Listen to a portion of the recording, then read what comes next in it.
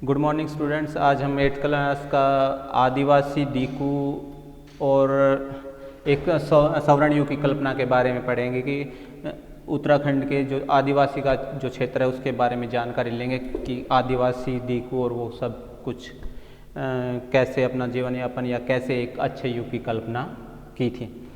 1895 में बिरसा नाम के एक व्यक्ति को झारखंड के छोटा नागपुर के क्षेत्र में के गांव या जंगलों में घूमते हुए देखा था। लोग कह रहे हैं कि उसके पास चमत्कारी शक्तियां थी जिससे वह लोगों को बीमारी दूर करता था। लोगों को विश्वास था कि वह बीमारी और दूर करता था और छोटी सी अनाज की ढेरी को बहुत ज़्यादा कर देता था। बिरसा ने खुद कहा था कि भगवान ने उसे लोगों की रक्षा और बाहरी लोगों की गुलामी से आज़ाद कराने के लिए भेजा है।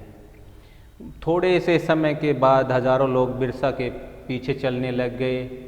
लोग उसे भगवान मानते थे और उनको विश्वास था कि वो उसकी समस्याओं को दूर करने आया है। बिरसा का जन्म एक मुंडा परिवार में हुआ था जो एक जनजातीय समूह है और छोटा नागपुर में रहता है। बिरसा के समर्थकों में इलाकों के अलावा दूसरे आदिवासी संथाल और उराव भी थे। ये अपने आसपास हो रहे बदलाव और अंग्रेज शासन के कारण पैदा हुई समस्याओं से परेशान थे और उनकी जो जीवन पद्धति है वो नष्ट हो रही थी और उनकी आजीविका जो थी वो खतरे में थी और धर्म जो था उनका वो भी छिन्न भिन्न हो गया था या हो रहा था।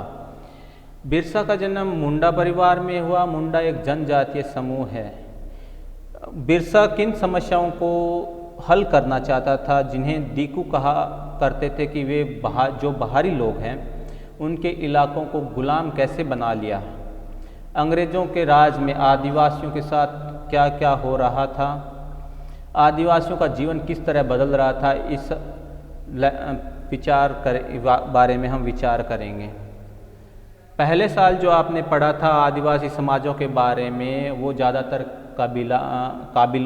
कबीलों में के रीति रिवाज और ब्राह्मणों द्वारा निर्धारित जो रीति रिवाज थे उससे बहुत अलग थे। इन समाजों में जो गहरे सामाजिक भेद भी नहीं थे, जो जाति पर भी आधारित दिखाई देते थे। एक कबीले के सारे लोग कुटुंब के बंधनों में बंधे होते थे, लेकिन इसका अर्थ यह नहीं था कि आदिवासियों के बीच कोई आर्थिक और सामाजिक फर्क नहीं है। पहले जो हमने लेसन में पढ़ा था कि ये जो रीति रिवाज है कबीलों के वो ब्राह्मणों के जो रीति रिवाज है उससे बहुत अलग थे और इनके जो सामाजिक गहरे भेद भी नहीं थे इनके अंदर जो जाति पर दिखाई देते हैं अक्सर। एक कबीले के लोग आपस में कुटुंब की तरह बंधे होते थे, लेकिन इनके अंदर भी सामाजिक और आर्थिक के तौर पर फर्क था। जनजाति समूह किस तरह जीते थे? जो 19वीं जो सदी थी वो देश के अलग अलग भागों में आदिवासियों की तरह तरह की गतिविधियों में सक्रिय थे। कुछ लोग उनमें झूम खेती कहते थे। झूम खेती घुमतू खेती को कहा जाता है, जो एक स्थान से दूसरे स्थान पर जाकर करते हैं या जगह बदल बदल कर सकते हैं। इस तरह की जो खेती होती है वो छोटे क्षेत्रों पर होती है या भूखंडों भूमि के टुकड़ों पर होती है। ये लोग जमीन तक धूप लाने के लिए पेड़ों के ऊपर के जो हिस्सा होता था वो काट देते थे। जमीन पर उगी हुई घास फूस को जलाकर साफ कर देते थे और उसके बाद वे बची हुई राख को खाली ज़मीन पर छिड़क देते थे। इस राख में जो पोटास होती थी वो मिट्टी के लिए उपजाऊ होती थी। वो कुल्हाड़ों से पेड़ को काटते थे और कुदालों से ज़मीन की ऊपरी सतह को खुरच देते थे। वे खेतों को जोतने और बीज रोपने की बजाय इनमें खेत में बिखेर देते थे। एक बार जब फसल तैयार हो जाती थी वो उस काट कर दूसरी जगह चल पड़ते थे। जहाँ से अपनी फसल काटी थी वह जगह कई साल तक परती पड़ी रहती थी। झूम की खेती के बारे में पढ़ा कि कैसे वो एक छोटे से टुकड़े को साफ करके जहाँ पेड़ पौधे होते थे ऊपर के हिस्से को काट देते थे, ज़मीन पर जो घास फूस थी उसको जलाकर जो राख होती थी वो ज़मीन पर बिछा देते थे, जिसमें पोटास होती थी। यह जो राख थी भूमि के लिए उपजाऊ थी। पेड़ों को वो कुल्हाड़ों से काटते थे और ज़मीन को जो जोतने का कार्य था वो कुदालों से करते थे। बीज बोने की बजाय वो बिखेर देते थे और जब फसल तैयार हो जाती थी तो वो ज़मीन एक स्थान से निकलकर दूसरे स्थान पर चले जाते थे और जो पीछे ज़मीन थी वो कई साल तक खाली पड़ी रहती थी। ये किसान जो थे वे भारत के मुख्य तौर पर पूर्व के क्षेत्र और मध्य भारत की पर्वतीय और जंगलीय पट्टियों में रहते थे। इन क्षेत्रों में आदिवासी जंगलों में बेरोक आवाजाही और फसल उगाने के लिए ज़मीन और जंगलों पर इस्तेमाल पर आधारित थी। वे केवल इस पर घुमतू खेती ही कर सकते थे। कुछ शिकारी और संग्राहक थे। बहुत सारे इलाकों में आदिवासी पशुओं का शिकार करते और वन्य उत्पाद को इकट्ठा करके अपना काम चलाते थे। वे जंगलों को अपनी ज़िंदगी के लिए बहुत ज़रूरी मानते थे। उड़ीसा के जंगल में रहने वाले खोड समुदाय इसी तरह का एक समुदाय था। कुछ समुदाय टोलियां बनाकर शिकार पर निकलते थे, जो हाथ लगता था उसमें से बांट लेते थे और जंगलों से मिलने वाले फल और जड़ें खाते थे। खाना पकाने के लिए वे साल और महुआ के बीजों का तेल इस्तेमाल करते थे। इलाज के लिए वे बहुत सारी जंगली जड़ी बूटियों का इस्तेमाल करते थे और जंगलों से इकट्ठा हुई चीज़ों को स्थानीय बाज़ारों में बेच देते थे। जब भी वे स्थानीय बुनकर और चमड़ा कारीगरों को कपड़े व चमड़े की रंगाई के लिए कुसुम और पलाश के देते थे। इसमें पढ़ेंगे जो कुछ शिकारी समुदाय थे वो कुछ शिकारी थे और कुछ संग्राहक थे जो जंगलों में जानवरों का शिकार करते थे, और कुछ कुछ भी उनका हाथ लगता था वो उनको आपस में बांटकर खा लेते थे। उड़ीसा के जंगलों में रहने वाले एक समुदाय की बात करते हैं यहाँ पे, जो टोलियों में रहता था। ये खाना पकाने के लिए साल और महुआ के बीजों का तेल का इस्तेमाल करते थे। इलाज के लिए वे बहुत सारी जड़ी बूटियों का इस्तेमाल करते थे और जंगलों से इकट्ठा हुई चीज़ों को बाजार में बेच देते थे। कारीगरों को कपड़े व चमड़े की रंगाई के लिए कुसुम और पलाश के फलों की ज़रूरत होती थी, तो वे खोड समुदाय को लोगों से ही कहते थे।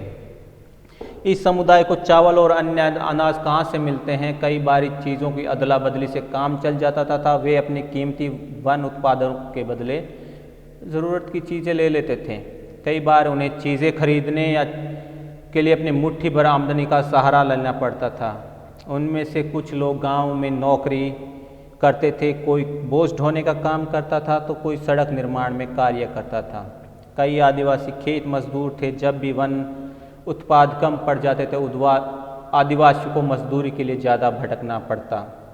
लेकिन उसमें से बहुत से समुदाय जैसे मध्य भारत के बैगा औरों के लिए काम करने से कतराते थे। बैगा खुद को जंगल की संतान मानते थे, जो केवल जंगल की उपज पर जिंदा रह सकती है। मजदूरी करना बैगाओं के लिए अपमान की बात है। तो हम जो कपड़े और चमड़े की रंगाई के लिए पलाश के फूलों की ज़रूरत होती थी, वे खोड समुदाय के लोग ही उपलब्ध करवाते थे। कुछ लोग चावल और अन्य अनाज कहाँ से मिलते थे, इनके बारे में कहा जाता है कि कुछ जो चीज़ें थी वो अदला बदली के द्वारा काम चल जाता था। कुछ लोग शहरों में गाँवों के आसपास नौकरी करते थे, कोई बोझा ढोने का काम करता था तो कोई सड़क निर्माण में काम करता था। एक बैगा जाति थी जो खुद को दूसरों के लिए कमाने से अपमानित महसूस करती थी। वो केवल जंगल की उपज पर जिंदा रहना चाहते थे और जो चीज़ें आसानी से उपलब्ध नहीं होती थी या आसपास नहीं मिलती थी, उनको हासिल करने के लिए आदिवासी खरीद फरोख्त भी करते थे। इसकी वजह से कभी कभी चल कर और व्यापारी और महाजनों पर आश्रित हो जाते थे। व्यापारी बेचने के लिए चीज़ें लेकर आता और भारी कीमतों में बेचते। सूदखोर महाजन भी आदिवासियों को कर्जा देते थे, लेकिन इनका ब्याज बहुत ज़्यादा होता था। इस तरह बाजार और वाणिज्य ने आदिवासियों को कर्ज और बीमारी में धकेल दिया। लिहाजा वे व्यापारियों को भारी संतान और अपनी सारी मुसीबतों की जड़ मानते थे। कुछ लोग जानवर भी पालते थे। बहुत सारे आदिवासी समूह जानवर पालकर अपनी ज़िंदगी चलाते थे। वे चरवाहे थे जो मौसम के अनुसार एक स्थान से दूसरे स्थान पर जाते थे, और वे पंजाब के पहाड़ों में रहने वाले वन गुर्जर, आंध्र प्रदेश के लंबड़िया और आदि समूह गाय भैंस के झुंड पालते थे। कल्लू के गद्दी समुदाय के लोग गडरिया थे और कश्मीर के बकरवाल बकरियां पालते थे। कुछ लोग खेती करते थे, एक जगह ही खेती करते थे। बहुत से कबीलाई जनजातीय कबीले एक स्थान पर टिककर खेती करने लगे थे। वे बार बार जगह बदलने की बजाय एक साल दर साल एक ही जगह करते थे और वे हलों का इस्तेमाल करते थे। धीरे धीरे उन्होंने ज़मीन पर अपने अधिकार कर लिए थे। बहुत से समुदायों के छोटे नागपुर में मुंडाओं की तरह ज़मीन और पूरे इलाके की संपत्ति होती थी। कुल के सभी सदस्यों को मूल निवासियों का वंश माना जाता था। जो सबसे पहले आकर ज़मीन को साफ किया था वो उस ज़मीन का मालिक होता था या बराबर का हक मिलता था। फिर भी ऐसा होता था कि कुल के कुछ लोगों को औरों से ज़्यादा ताकत जुटा लेते थे। ब्रिटिश अफसरों को गोंड और संथाल जैसे एक जगह ठहर कर रहने वाले आदिवासी समूह सरकारी खेती करने वालों के मुकाबले ज़्यादा अच्छे दिखाई देते थे या सभ्य दिखाई देते थे। जंगलों में रहने वालों को जंगली और बर्बर माना जाता था। अंग्रेज़ों को लगता था कि एक स्थायी रूप में जगह बसना और सभ्य बनना ज़रूरी है। औपनिवेशिक शासन से आदिवासियों के जीवन पर बहुत असर पड़ा या क्या हुआ ये देखते हैं। और अंग्रेज़ों के आने से पहले आदिवासियों के मुखियों का महत्वपूर्ण स्थान होता था। उनके पास बहुत सारी ताकत होती थी। वे अपने नियंत्रणों पर इलाकों पर काबू रखते थे। कई जगह उनकी पुलिस होती थी। ज़मीन और वन के लिए उनके खुद के नियम होते थे। ब्रिटिश शासन के तहत आदिवासी मुखियों के कामकाज और अधिकार बदल गए। उनका ज़मीन का मालिकाना हक तो मिला रहा, लेकिन उनकी जो शक्तियाँ थी शासन की वो छिन गई। ब्रिटिश अधिकारों के द्वारा माने नियम बनाए गए उनको मानना मजबूर हुआ। उन्होंने अंग्रेज़ों को कर देना पड़ता था या नजराना देना पड़ता था। अब केवल उनके पास वो ताकत नहीं रही जो पहले में थी। अब वो लाचार हो गए। घुमतू काश्तकारों का क्या हुआ? जो एक स्थान से दूसरे स्थान पर भटकते थे, एक स्थान पर ठहर कर नहीं रहते थे। वे चाहते थे कि अंग्रेज समूह स्थायी रूप से रहे और खेती कार्य करें। स्थायी रूप से एक जगह रहने वाले किसानों को नियंत्रण करना आसान था। अंग्रेज अपने शासन के लिए आमदनी नियमित भी चाहते थे, इसलिए उन्होंने ज़मीन के कुछ हिस्सों पर नियम बना दिए गए। ज़मीन को माप कर प्रत्येक व्यक्ति को हिस्सा दिया गया।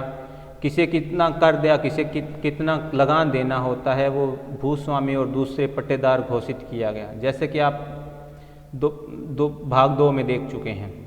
झूम काश्तकारों को स्थायी रूप से घर बसाने की अंग्रेज़ों ने बहुत कोशिश की या इसमें कामयाब नहीं रहे। जहाँ पानी कम और मिट्टी सूखी वहाँ हलों को और झूम के काश्तकारों को अक्सर हानि हुई, क्योंकि खेत अच्छी उपज नहीं दे रहे थे।